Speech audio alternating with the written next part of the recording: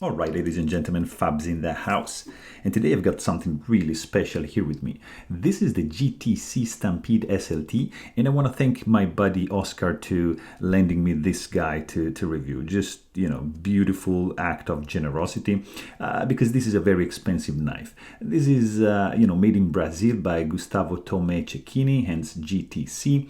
It's a frame lock. It's beautifully made, guys. This is, it's a 5-inch long handle when closed, and the handle is made out of mokuti, mokume, and bronze over here. So very, very fancy materials, with a beautiful mirror polish, all around, and some orange peel to the back.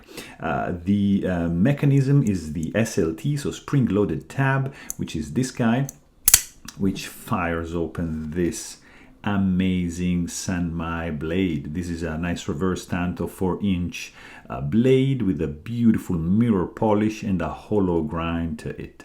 The sound this guy makes is unique because you have the SLT doing this sound, which is like a beautiful tinkling, and when you fire open the blade, you're just gonna hear just this. It's just phenomenal, unique, tripled sound, the high pitch noise, just beautiful.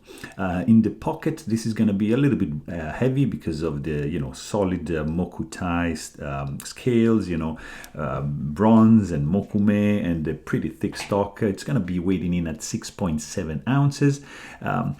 There's a beautiful clip made out of mokuti as well. A top finish in this knife, guys. The grip, it's really good. It's a large knife, but in the hand feels great. Because of the weight, it's just gonna feel like extremely solid. There are no hot spots that I can feel. I was worried a little bit about these skulls, but no, it makes sense. There's no jimping going on. Overall, the action is fantastic. It's really smooth and fast. The detent is strong, and this is just a truly masterpiece. So if you want to know more, please check out the full-length review. But thanks for watching, and stay tuned.